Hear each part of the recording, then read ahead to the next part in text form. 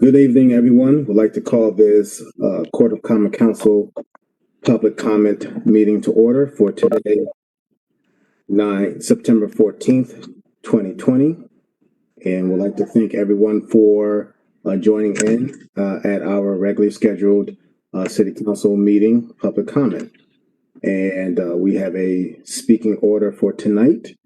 And we would ask that all persons who have signed on to address the Court of Common Council, please limit your time to 3 minutes, and our timekeeper for tonight's public comment will be Councilman Gale. So with that said, I would like to call first Mark Wright.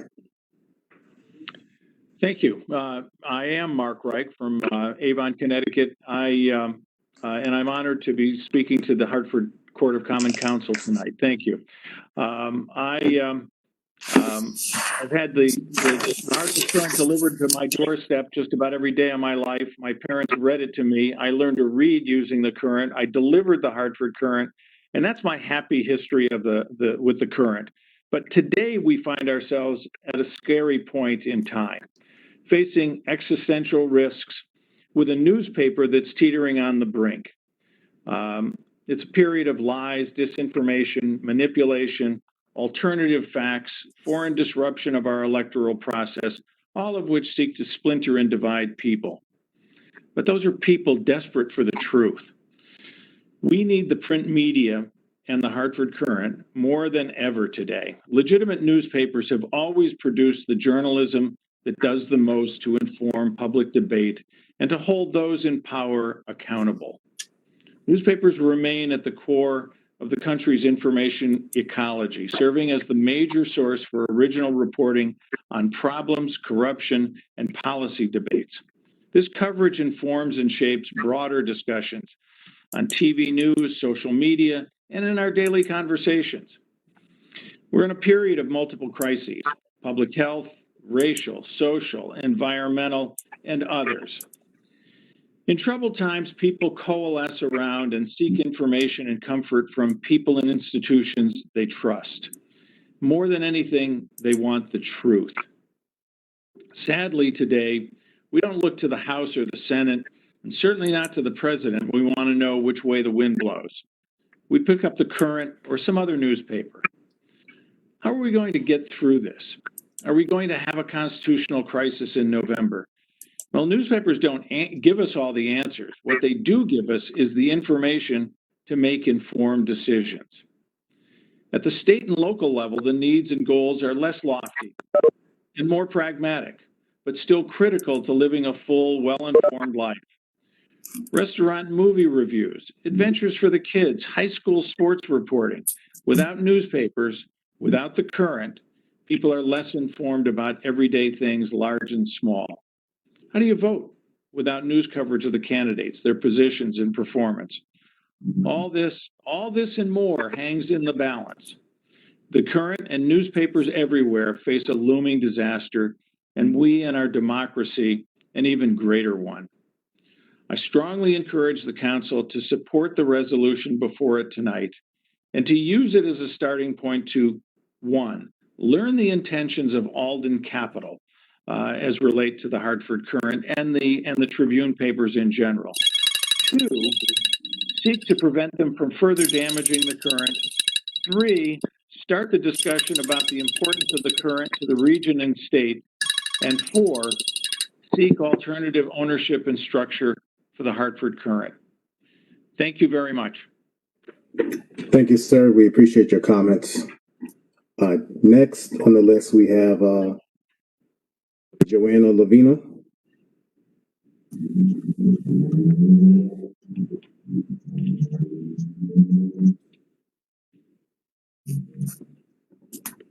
Is Joanna Lavina there? Okay. Since she is not, we'll be moving on to Dr. Annmarie Adams. I believe that there's a representative representing the Hartford Guardian. Thank you. Good evening, Councilman Thomas Clark. My name is Suzanne, and I'm a volunteer, a longtime volunteer with a Hartford Guardian. Dr. Annmarie Adams is the founder, editor, and publisher of the Hartford Guardian. Andrea White is a longtime volunteer, and both are residents of Hartford, Connecticut. Workers for the Hartford Guardian do civic journalism, high quality journalism to help empower marginalized communities, especially communities of color. Most women are being assaulted and suppressed as journalists working in Hartford. We understand Hartford Council people are strapped with time and resources. However, we're calling for an investigation into whether or not the CIA, FBI, and law enforcement agents are doing work in the city of Hartford. Both women were secretly approached with story ideas in the city of Hartford. So we're calling for the council to investigate whether the CIA is in Hartford disrupting local businesses, disrupting Black families, disrupting Latino families, people of color who are striving to do well. They have intel that needs to be shared with the people of Hartford. Dr. Adams has been a witness to many of the changes that have happened since 2015. We have been writing about some of those changes and the suppression that come with putting out the news that impacts not only Dr. Adams and her family, but many residents of Hartford. So we need official verification from the Public Safety Committee and others on the council as to whether law enforcement officers are secretly working on some kind of federal program that involves kidnapping, abducting, human trafficking of Dr. Adams and her family. Dr. Adams was recently revealed as a family, a part of a family that inspired the Cosby Show. We understand that this is great news for Hartford, Connecticut, and we want Hartford residents to know why this kind of news is being suppressed. Thank you very much for giving me this time, and I hope I can follow up by talking to some of you to move forward. We'll make an official statement as to whether the FBI or the CIA is doing work with Luke Broden, Pedro Segarra, and James Ravella. Thank you. Thank you. Next on the list is Leslie Hammond. Hi, it's Leslie Hammond. Can you hear me? Yes, Hello? we can. Yes, we can. Okay. Thank you again for having public comment. I really appreciate it. I'm just going to go through the list. A number of things caught my attention. Number 12, the MDC giving $1,875 seems like a pitiful amount. I don't know if they give a lot more. I'd like to know more about that. The taxes under number 15, 1.4 million write-off. That's pretty alarming.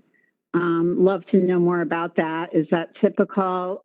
It looks like it's over a few years. It's a little confusing to me whether it was motor vehicle or businesses or both. I would love to see more of an analysis on something like that.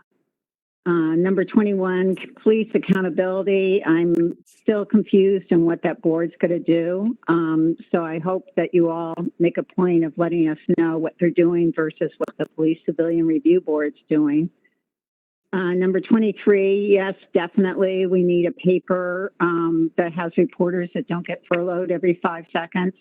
We barely have any Hartford Current reporters focusing on our local politics. We need investigative reporting because it's the only way we're going to know about the corruption. Otherwise, it's hidden away.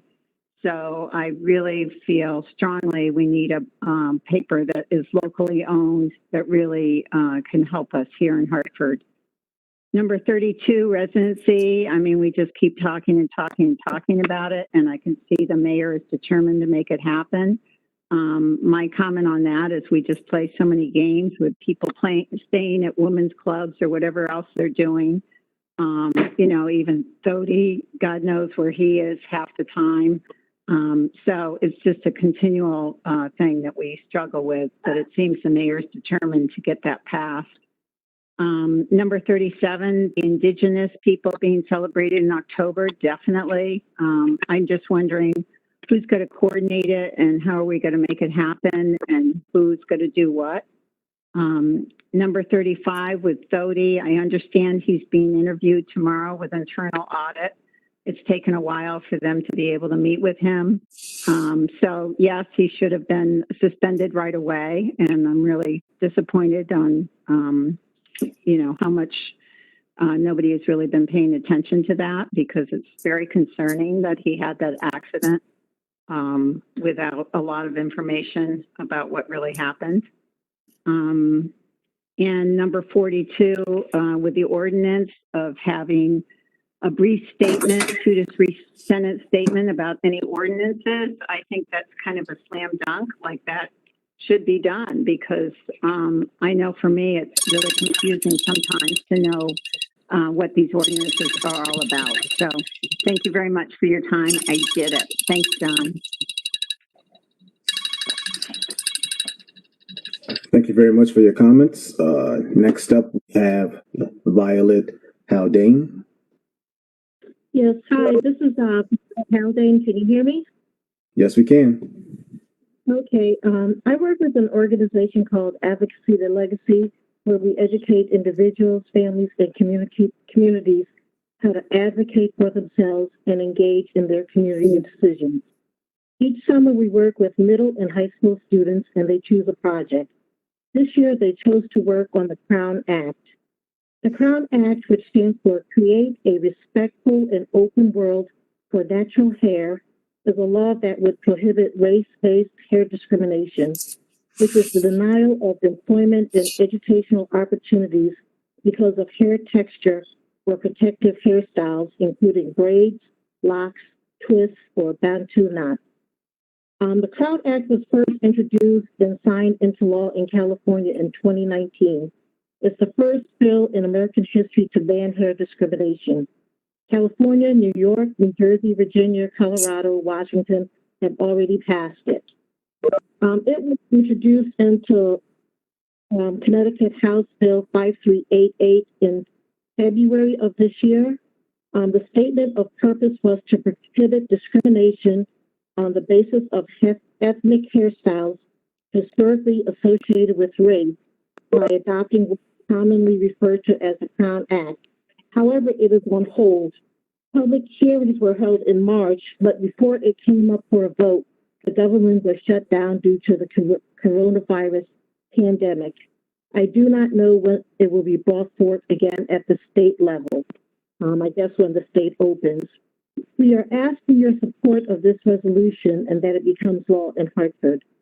Students researched the topic, wrote position papers, defended their position as they sought to find a sponsor, and presented arguments and wrote the resolution that is being brought forth today.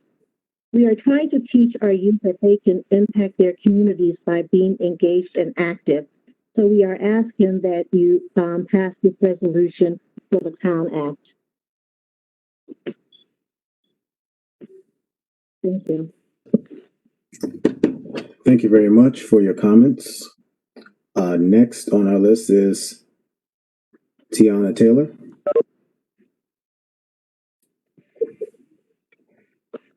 Is Tiana Taylor on the line? Hi, can you hear me? Yes, we can. Yes. Hello, can you hear me? Yes, we can. Hi, I'm Tiana Taylor. I'm just a concerned citizen. And I just wanted to make some comments about Hartford and the current state of affairs under the COVID-19 pandemic. I work for an organization called Summer Solutions Hartford. We run a mutual aid helping to feed families that are suffering under COVID-19. A lot of people have lost jobs. They're unable to pay rent and unable to feed themselves. So we are currently growing food in our community garden located on Zion Street and running a mutual aid where we shop and get essential items for families in the city. A lot of this is run by disabled people and Black people who don't have a lot. And running this program has been a disappointment to at the lack of services the city has provided, and people who have a lot more have provided. So I'm also part of a group called the Nonprofit Accountability Group, and we're in the process of trying to hold some nonprofits accountable with the resources that they hold, anyone in the nonprofit sector. So this goes for organizations, politicians, the churches. Like, a lot of people need to step up and use their power and resources and give people access to their spaces at this time. We know COVID-19 is one of the leading causes of death among Black people, and Hartford is a predominantly Black and brown city and gets a lot of resources to serve the community, and a lot of these nonprofits are not serving us. So please, everyone who is on the call and related to an organization, push your efforts towards different mutual aids. There are a few running in the city, and give what you can at this time. And that will be all. Thank you very much for your comments. Next on the list, we have Dr. Larry Deutsch. Is Dr. Deutsch Hello, on the line? Hello, yes, good afternoon. Can you hear me? Yes, we can, sir. Good, that's nice. Well, this is just another concerned citizen with two, I hope, brief topics. First, and of great concern, as we've mentioned before, is that our workers for the Department of Public Works, especially those who take care of sanitation and refuse in the city, many of us feel are underpaid. And they have asked very nicely and made a case that they are among the lowest paid city workers and face risks to their health and their lives, actually. And the proposal has been made that they should get either hazard pay or bonus pay or raises, whatever we call it. We also know that it's the city council that's the finance arm of the city. And so therefore, we would think that it's quite doable to give them a bonus pay or a raise. And if it needs the initiation of the mayor through an interdepartmental transfer, these things can be done, and it may take a joint effort of those in city council, the mayor's office, to recognize that our sanitation workers that collect our garbage and recyclables are underpaid, and in addition, their health costs have gone up, basically, with the innovation or the new thing of the high deductible health plans, which many have told me is a disaster for them, especially now in view of the risk from COVID. So that we all agree, I hope, that we should treat our workers well for the city. And just like let's all remember that in Memphis, Tennessee, there was a strike for sanitation workers, and it was the generosity of Dr. Martin Luther King Jr. to go down there and support them with the unfortunate event that happened there in Memphis on behalf of sanitation workers. Let's not jeopardize the health and the pay of our sanitation workers, and you must be able to find a way to do it. I think the people in the city will hold the council and the mayor responsible if we fail come budget time or even sooner to negotiate through a transfer, a bonus, whatever you call it, and not wait until the whole 4 years are up of their terms, and not wait even until the next contract. The other thing, very briefly, I would like to mention is that in the last council, we passed an ordinance to require good health conditions in the nail and hair salons. In other words, when ladies primarily go in for their nails, or whoever does, they are subject to fumes, and the ordinance required a certain amount of air change because those fumes, after years of exposure for those who work there and those who go, can cause cancer and death. And many of people who work there have very poor health insurance to boot. So I would like to put on the agenda, not something that's there now, but for the future, that the council and mayor must now deal aggressively with the health and safety in the nail salons by ventilation and use of chemicals that are not poisonous and cause cancer, and also protect our sanitation workers, as I have mentioned, find a way to do it, because believe you me, if the council and the mayor decide to do so, they can do it through financial readjustment of the city budget. And in this case, we mostly would agree that it's well deserved. So I thank you for that. And I would like actually responses from city council members. They all have my email address, and I would like a response from each and every one, because sometimes phone calls are not returned. You know, on city council who you are that do return phone calls faithfully, and those of you who for some reason don't. So I would ask for this, and the whole city should be watching for this in the next few months, measures for DPW and safety and health in the nail salons. So thank you. Everyone stay safe and careful. Thank you, Dr. Deutsch. Next on the list, we have Mayor Benflorsheim of Middletown. Great. Thank you so much. My name is Benflorsheim. I am the mayor of Middletown. I first want to start by congratulating and thanking and complimenting my friend, the majority leader, and city staff on a really well-run council meeting using this WebEx platform. I'm certainly taking notes as someone who attends a lot of these, so I appreciate the opportunity to be here. I'm here to ask council members to support the resolution that is self-lending support to the Hartford Current Union. I'm doing so as somebody who really is passionate about and knows firsthand the vital importance of local news coverage. I'm speaking as somebody for whom the Hartford Current is our secondary hometown paper, the Middletown Press being the first, but the Hartford Current has covered the city of Middletown for decades and decades, I think probably dating back to its founding, and has done so vitally throughout that entire period. The Middletown Press is another local paper that is important to our community. Its staffing capacities have been reduced to essentially one full-time reporter to cover everything going on in our community as well as throughout the rest of Middlesex County.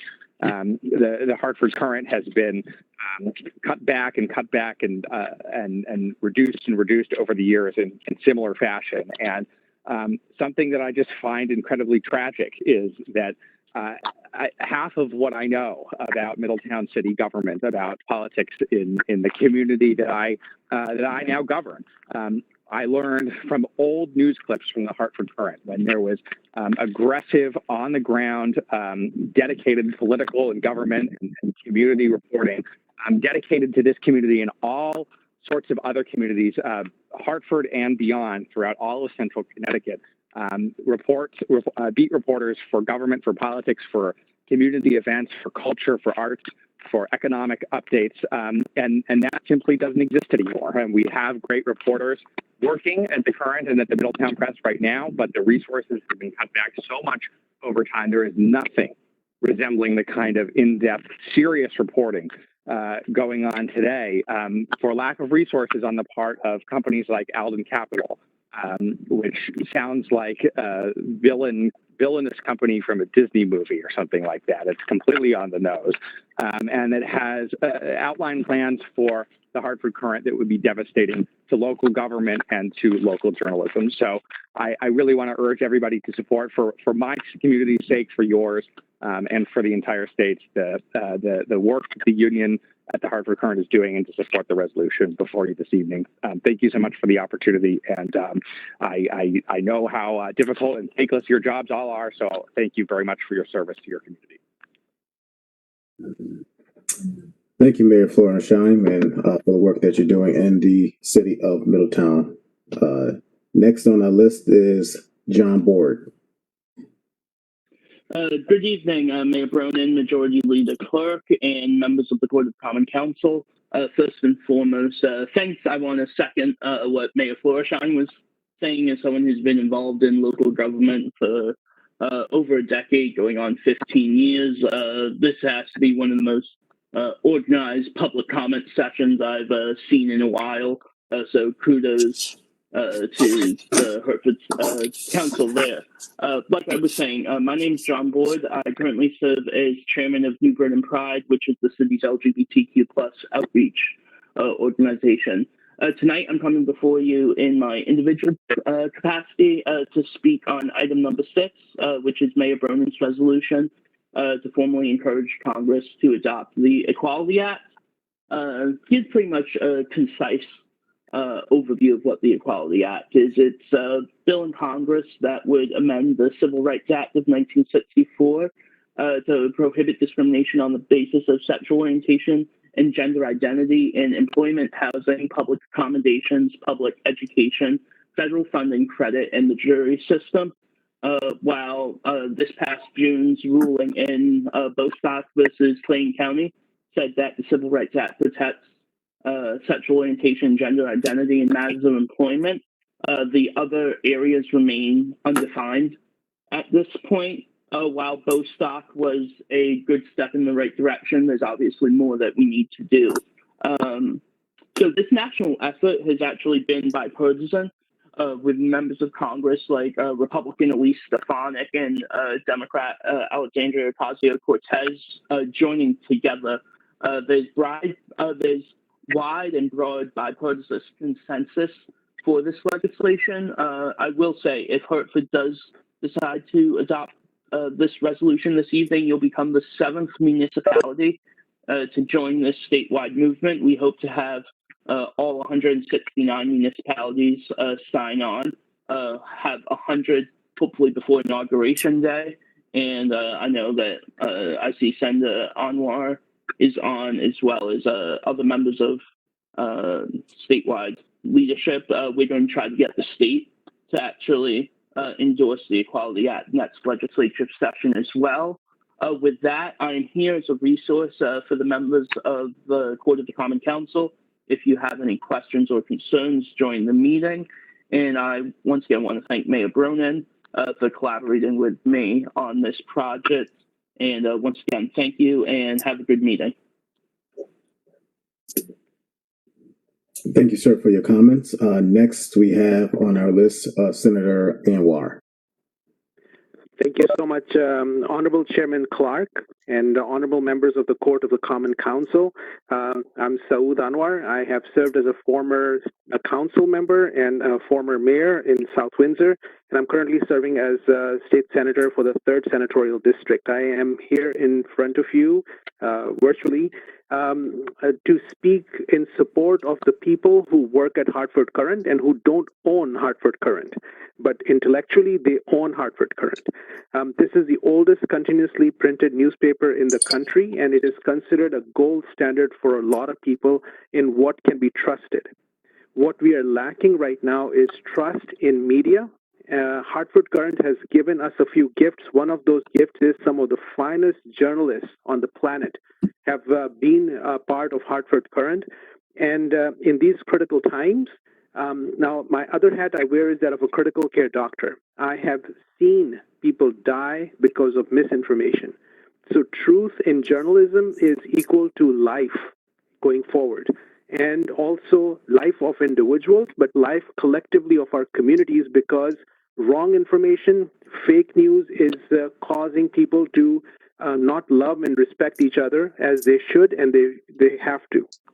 But it is actually now, with the fake media and information that is coming out, we have no place to go that we can trust as people. And this is something that is a danger to our society, danger to individuals, and we have a collective responsibility. So I want to first thank you for bringing on this topic. I think the private equity and some of these corporations have taken the spirit out of everything that they touch. They change the purpose of various things that are done in our society and put it into their books and look at it from a profit loss statement and line item only. And that takes away exactly all aspects of our life and our values that we live by. And I think we are seeing this as a textbook case for Hartford Courant.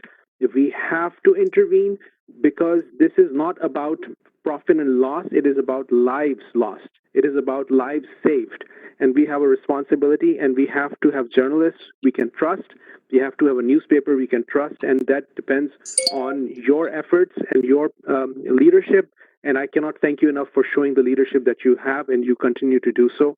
And thank you for giving me this opportunity to speak. Thank you, Senator, for your comments. Next week on the list, we have Alyssa Peterson. Good evening, council members. Can you hear me? Yes, we can.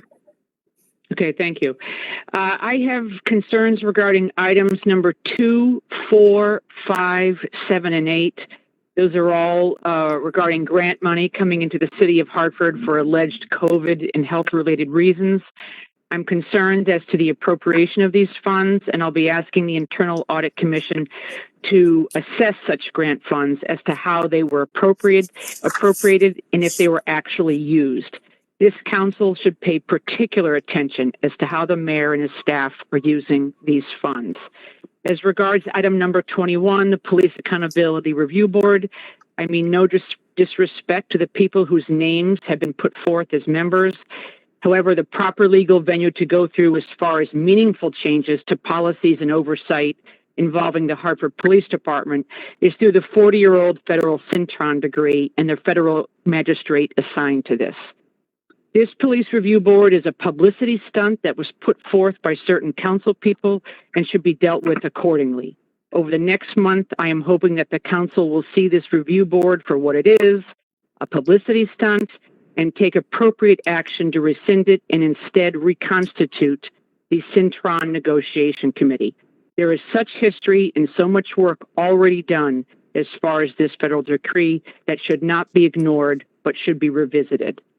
And as regards item number 23, the Hartford Courant, years ago, I supported converting the ownership of the Hartford Courant to a nonprofit model like the St. Petersburg paper, which is owned by the Poynter Institute.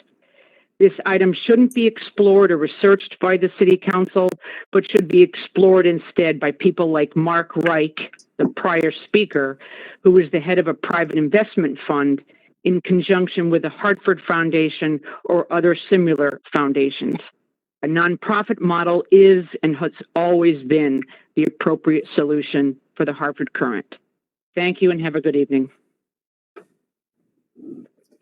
Thank you for your comments. Next on our list, we have Sharon Smalls.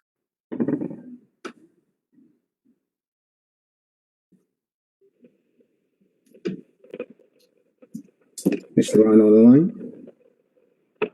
Yep. Hello, good evening. Good evening. All right. Thank you, Majority Leader Clark, and the rest of the council for your time on this evening, as well as the other callers. I'm calling in support to speak on in support of renaming Columbus Boulevard to Frank T. Simpson Boulevard. This is our second call with the Common Council, and hopes that the council at large will be able to move on a historic renaming and dedication to a street in downtown city of Hartford. We are hoping that the creation of the ad hoc committee, which is a disappointed development, will not be something that will become a barrier to the renaming of the street.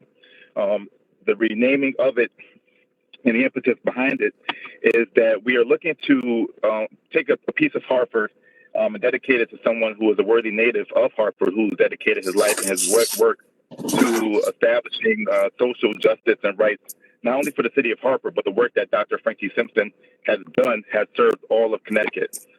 We all know or have at least interacted perhaps with someone who's taken advantage and has been supported and who has been defended by the Connecticut Commission's Human Rights and Opportunities. Dr. Frank T. Simpson is one of the pioneers of that great organization, and without it, we would be a state without laws, rights, and opportunities for those based on their gender, based on their race, based on their sexual orientation, and other marginalized groups of folks in various institutions and agencies, in particular in employment. The city of Hartford is a very diverse city, has close to 85% people of color in this entire city. So the dedication would not only be one to celebrate Dr. Simpson's work, but also to speak to all of the constituents of Hartford who are of color, who can look and say, you know, there's great legacy here, and this great legacy is celebrated by a city council that represents us and that cares about, you know, our legacy, our names, and the history that we've made in this great city. In support of the renaming of it, we have over close to 250 signatures. We can continue to raise a petition, but we would love for the Hartford City Council to take the initiative to do the right thing in terms of dedicating street names, dedicating other areas, buildings, any area that is under your power and authority, to take the initiative to be on the right side of history as we continue to look at the life and legacy of all those who have names held on property owned and conducted by the city. Encouraging you all to think very clearly again about the ad hoc committee that's been created. This ad hoc committee is not necessary as there's already a procedure in place for renaming of cities. Thank you so much for your time. Thank you, sir, for your comments. Is there anybody else on the line that signed up that we did not call? Anybody else on the line that signed up that we did not call? One more time. Anybody else on the line that signed up that we did not call? Seeing that there is no more names on the list, we have reached the end of our public comment for the City Council meeting. So I would like to call this public comment meeting to close, and we will see everyone at 7 o'clock for a regularly scheduled City Council meeting. Have a good night, everyone. Thank you so much.